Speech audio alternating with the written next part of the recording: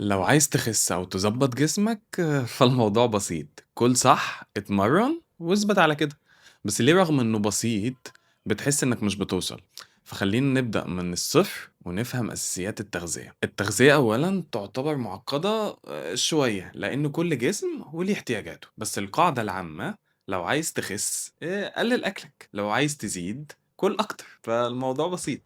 بس الأول لازم تكون عارف بعض المصطلحات الBMR ده الحد الأدنى اللي جسمك محتاجه عشان يعيش وبس من غير أي مجهود.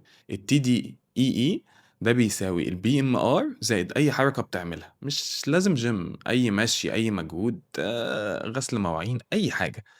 وفي مواقع كتير ممكن تستخدمها عشان تحدد أرقامك، ولو مش عارف سيب لي تحت في التعليقات وأنا هساعدك بإذن الله. بعدها ندخل على الماكروز، ودي 3 حاجات أساسية بتدخل جسمك. أول حاجة البروتين، وكل جرام منه بيساوي 4 سعرات. بعد كده الكربوهيدرات، كل جرام منه بيساوي 4 سعرات. بعدها الدهون، كل جرام منه بيساوي 9. وبالنسبة للدهون الناس زمان كانوا بيهربوا منها، ودلوقتي فهموا إنها أساسية، بتمد الجسم بالطاقة، بتساعد في امتصاص الفيتامينات، وبتساعد في تكوين الهرمونات.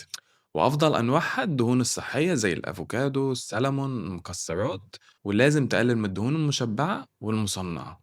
بعد كده الكربوهيدرات مصدر طاقة أساسي لجسمك، بيديك نشاط للعضلات وللمخ. بيتقسم لحاجتين، كربوهيدرات بسيطة وكربوهيدرات معقدة. البسيطة عبارة عن طاقة سريعة زي السكر، المعقدة طاقة أبطأ أو بطيئة زي البني، زي الرز البني والشوفان.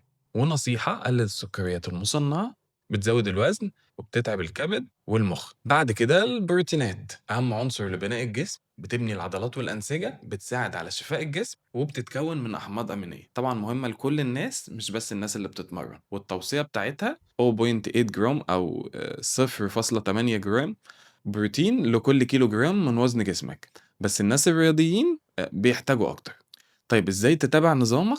سجل أكلك يوميا عن طريق برامج كتير، ولو محتاج برنامج منهم اللي بيحسب السعرات ويسجل سيب لي في التعليقات تحت وأنا هقولك. حضر أكلك أسبوعيا، ده بيوفر وقت وبيساعدك بجد إنك تلتزم. صور نفسك كل أسبوع وشوف الفرق، أوزن نفسك كل أسبوع وسجل الأرقام. وأهم حاجة تابع إحساسك، حاسس بنشاط، حاسس إنك تعبان، ممكن تكون محتاج تغير في أكلك أو النسب. الخلاصة ابدأ بسيط، كل أكل طبيعي، ما تجريش ورا الترندات من غير ما تفهم جسمك، وخلي بالك الاستمرارية أهم حرفيا من أي حاجة. وبس كده، سلام.